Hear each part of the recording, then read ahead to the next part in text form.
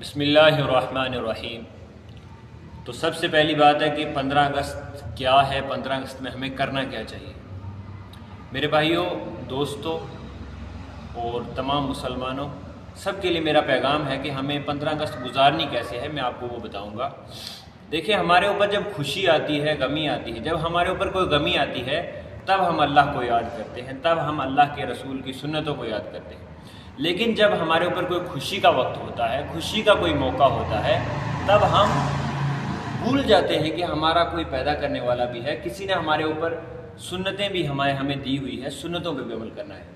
دوستو، جیسے کہ 15 اگست آ رہے ہیں تو بعض سکولز میں، بعض کالجز میں کیا ہوتا ہے، یونیورسٹیز میں کیا ہوتا ہے کہ لڑکیوں کو، نوجوان لڑکیوں کو، لڑکوں کو نچایا جاتا ہے، جو کہ شرعاً بالکل حرام اور ناجائز ہے۔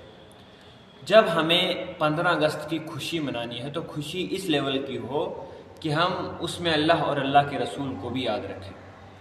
ہماری خوشی ایسی ہو کہ جس میں اللہ اور اس کے رسول صلی اللہ علیہ وسلم کا دل نہ دکھے۔ اگر ہم کوئی ایسا کام کر رہے ہیں جس سے پیارے حبیب صلی اللہ علیہ وسلم کو تکلیف ہو رہی ہے تو کیا فائدہ ہمارا مسلمان ہونے کا؟ ہمارا مسلمان ہونے کا فائدہ یہ ہے کہ ہم جو بھی کام کریں، جو بھی خوشی بنائیں، غمی ہو، ہم ہر وقت اللہ کو اور اس کے رسول کو یاد رکھیں۔ جو ہمیں انہوں نے کام بتائے ہیں ان کاموں پہ ہم پورا اتریں، ان کاموں کو ہم کریں۔ کوئی بھی ایسا کام نہ کریں جس کی وجہ سے ہمارا جو ہے رسول صلی اللہ علیہ وسلم سے ہمارا جو تعلق ہے وہ ختم ہو جائے۔ دیکھیں، آج کل کے ہمارے جو ٹیلنٹ والے ٹیچرز ہیں وہ سوچتے ہیں کہ اگر ہمارے کالج میں، ہمارے یونیورسٹی میں، ہمارے اسکول میں اگر ڈانس وغیرہ نہ کیا گیا تو ہمارے اسکول جو ہے بڑے لیول پہ نہیں جائے گا۔ یار، اس بڑے لیول کا کیا فائدہ جس میں ہمارے رسول صلی اللہ علیہ وسلم کے دل کو ٹھیس پہنچے، دل کو تکلیف پہنچے۔ ہم اوپر جا رہے ہیں تو بھی ہمیں اللہ کو شکر ادا کرنا ہے، نیچے آ رہے ہیں تب بھی اللہ کا شکر ادا کرنا ہے۔ اس 15 اگست کا یہ آزادی کا دن بنانے کے لیے ہمارے علماء نے کیا کیا نہیں کیا۔ آج کچھ لوگ کیا کہتے ہیں کہ تم لوگ پاکستانی ہو، ہم مسلمان ہیں اور مسلمانوں کو کہا جاتا ہے کہ تم پاکستانی ہو۔ ہائے میرے افسوس، یہ لڑائی لگوانا ہے۔ کیا کہا جاتا ہے کہ تم پاکستانی ہو اور خود کو وہ ہندوستانی کہتے ہیں، حالانکہ جب لڑائی لگی تھی تو سب سے زیادہ ہمارے مسلمان لوگ مارے گئے، ہمارے علماء لوگ مارے گئے تھے۔ لیکن آج ان سب چیزوں کو چھپایا جا رہا ہے۔ سب سے پہلے جانیں ہمارے علماء نے دی، دہلی کی جامع مسجد سے لے کے پاکستان جو آج کراچی میں ہے، کراچی میں وہاں تک صرف علماء کی لاشیں درختوں پہ لٹکائی ہوئی تھی۔ ان سب چیزوں کو لوگ بھول گئے اور کہہ رہے ہیں کہ تم لوگ پاکستانی ہو۔ یہی تو چیز لڑائی لگوانے کی ہے۔ ایک انسان ایک چیز کا مالک ہے، اس کو ہٹا کر اس کو دوسری چیز کی طرف منسوب کرنا، یہی چیز تو لڑائی لگوانا ہے۔ تو ہمیں اگر خوشی بنانی ہے تو خوشی ہماری اس لیول کی ہو کہ جن علماء نے، جن لوگوں نے، شروع میں ہندو مسلم سب لوگ مل کے ساتھ دے رہے تھے، مل کے لڑائی ہو رہی تھی، تو مل کے ہمیں رہنا پڑے گا۔ اگر ہم ایک کو کہیں گے تمہارا نہیں یہ ملک، دوسرے کو کہیں گے تمہارا نہیں یہ ملک، تو پھر تو لڑائیاں ہوگی۔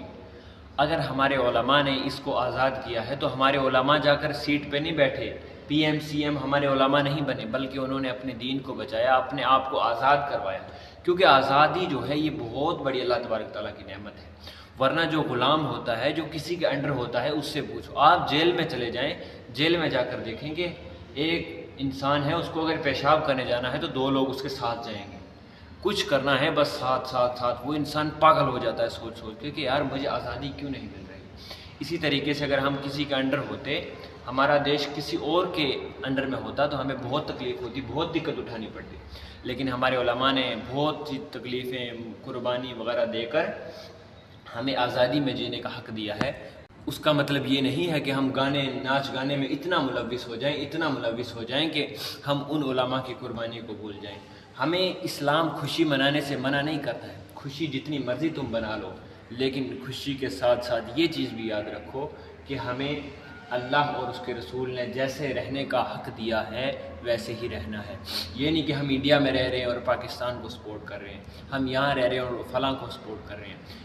پیارے نبی صلی اللہ علیہ وسلم جس وطن میں رہتے تھے اس سے محبت رکھتے تھے، اور ہمیں بھی یہی سبق ملتا ہے کہ ہم جس وطن میں رہ رہے ہیں اسی وطن سے ہمیں محبت ہونی چاہیے۔ ہمارا یہ جو انڈیا ہے، ہمارا جو ہندوستان ہے، اس کو معمولی نہ سمجھیں۔ اس کے بارے میں علامہ اقبال رحمۃ اللہ علیہ نے فرمایا تھا کہ سارے جہاں سے اچھا ہندوستان ہمارا. بہت سے اشعار انہوں نے ہندوستان کے بارے میں لکھے ہیں. تو یوں ہی نہیں کہا، کچھ نہ کچھ خاصیت دیکھی ہوگی.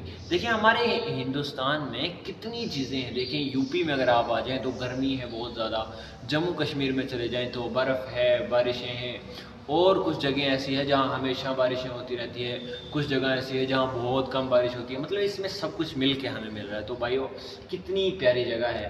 تو اس لیے ہمیں ان علماء کے بارے میں دعا کرنی چاہیے، اپنے بڑوں کا، اپنے آباء و اجداد کا شکر ادا کرنا چاہیے کہ ہمیں اتنا بہتر جو ہے موقع ملا اس میں زندگی گزارنے کا. ورنہ آپ سعودی عرب میں چلے جائیں، وہاں برف کا نام و نشان نہیں ہے میرے دوستو. برف آپ کو کشمیر میں ملے گی، آپ کو ترکی میں ملے گی. بعض ملک ایسے ہیں جن میں برف ہوتی ہے، ہر کوئی ملک ایسا نہیں ہے. تو اس لیے ہمیں جو بھی زندگی گزارنی ہے اللہ اور اس کے رسول کو دیکھ کر، ان کی زندگی کو دیکھ کر، اس لیے ہمیں جو بھی زندگی گزارنی ہے اللہ کے رسول صلی اللہ علیہ وسلم کی زندگی کو دیکھ کر زندگی گزارنی ہے. اللہ تبارک و تعالی ہم سب کو کہنے سننے سے زیادہ عمل کی توفیق عطا فرمائے، اور اپنے دیش کی جو ہمیں آزادی ملی ہے اس آزادی کو بہتر طریقے سے گزارنے کی اور خوشی منانے کی توفیق عطا فرمائے. وآخر دعوانا الحمدللہ رب العالمین.